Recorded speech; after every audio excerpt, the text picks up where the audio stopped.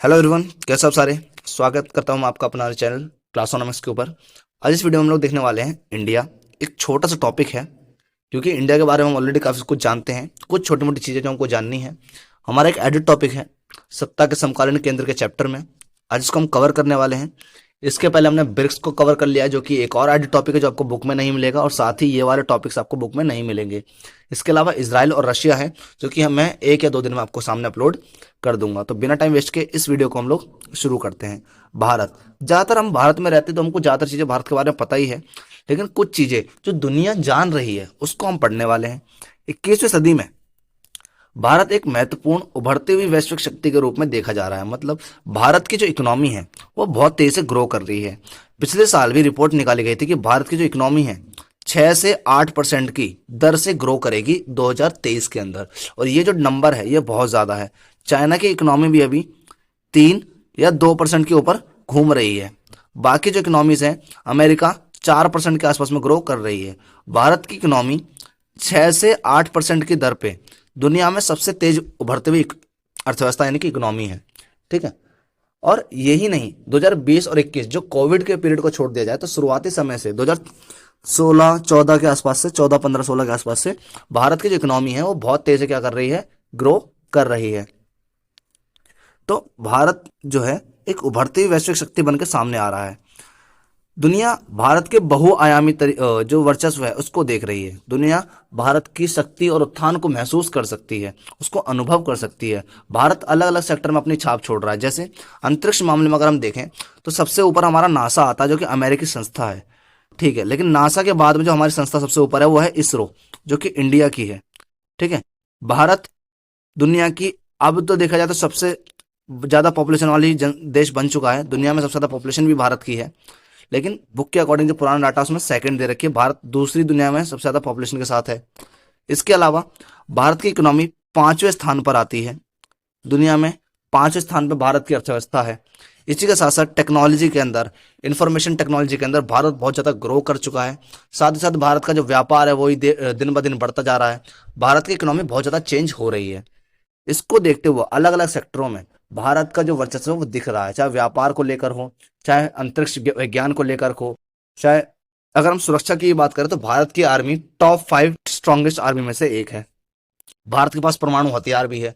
तो सामरिक तरीके से देखें तो अलग अलग क्षेत्रों में बहुआयामी तरीके से भारत की शक्ति को महसूस कर सकती है पूरी दुनिया। भारत 135 करोड़ से अधिक आबादी वाला देश है, और आर्थिक संस्कृति और समान सामरिक स्थिति बहुत मजबूत है। वही कि हम आर्थिक रूप से मजबूत हैं, हमारी संस्कृति दुनिया में एकदम अनोखी है, और सामरिक तरीके से हम लोग, सेना के तरीके से हम लोग बहुत ज्यादा मजबूत ऑलरेडी बन चुके हैं।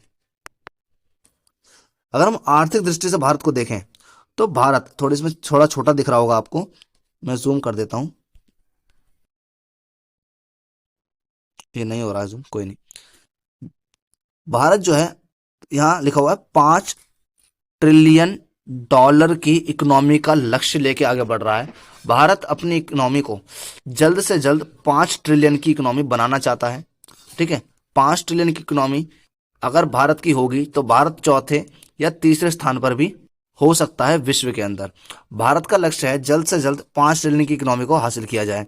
भारत के पास एक ऐसा बाजार है जिसमें प्रतिस्पर्धा बहुत है, कॉम्पिटिटिव मार्केट है भारत के अंदर, और कॉम्पिटिटिव मार्केट के अंदर व्यापार बहुत तेजी से होता है। प्रॉफिट को लेकर के कंपनियां बहुत ज़्यादा वर्क करती हैं। भारत की जो बाजार है वो दुनिया के सर्वप्रसिद्ध बाजारों में से एक है।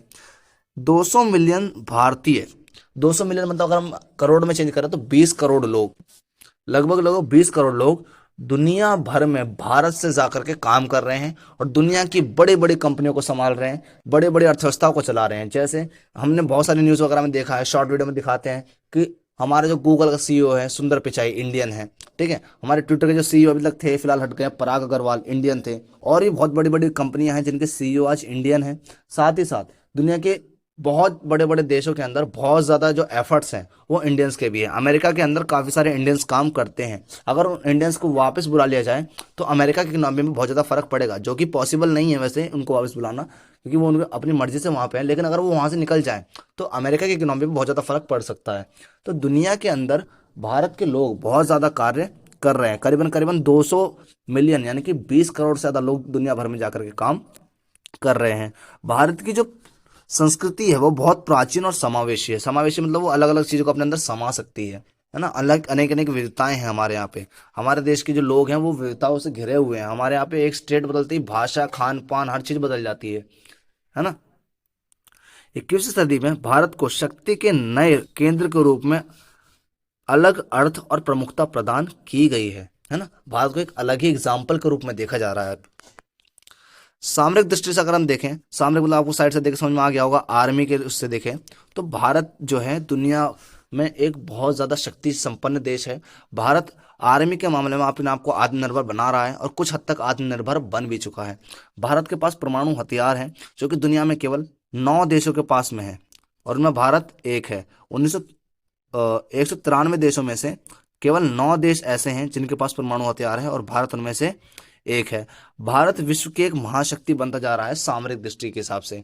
दुनिया की 5 सबसे ज्यादा ताकतवर सेनाओं में भारत की सेना शामिल है। दुनिया की 3 सबसे बड़ी वायुसेना, सबसे ताकतवर वायुसेना के अंदर भारत शामिल है। ठीक है, तो भारत एक सामरिक दृष्टि से भी बहुत ज्यादा आगे निकल चुका है। ठीक है, तो ये था हमारा चैप्टर जो कि भारत के बारे में था। उम्मीद करता हूँ आपको ये वीडियो पसंद आई होगी। बाकी इसके पहले हमने ब्रिक्स अपलोड कर दिया है और बाकी हमारे चैप्टर्स जो हमारे शीत युद्ध का दौर है, जो कि आपको मस्ट स्टडी करना जरूरी है मेरे हिसाब से, ताकि आप दूसरे और तीसरे बाकी चैप्टर को पॉलिटिकल में समझ पाएं, वो एक बेस क्रिएट कर देगा, है ना। सेकंड चैप्टर 2 ध्रुवीयता का अंत, वो हमने ऑलरेडी कवर कर लिया है। ये सत्ता के समकालीन केंद्र को हमने कवर कर लिया है। साथ ही साथ हमने इकोनॉमिक्स, ज्योग्राफी, इन सब के चैप्टर्स को अच्छे से कवर किया हुआ है। आप डिस्क्रिप्शन में जाकर के लिंक देख सकते हैं, उन सबकी प्लेलिस्ट ऑलरेडी बनी हुई है। इंग्लिश के हमने टॉपिक्स को कवर किया हुआ है। अगर आप अपनी पढ़ाई को बहुत अच्छे से करना चाहते हैं, अपनी तैयारी को बहुत अच्छा करना चाहते हैं, तो आप हमारे चैनल से जुड़ सकते हैं। बाकी आपसे मिलते हैं अपने नेक्स्ट वीडियो में। जब तक के लिए जय हिंद।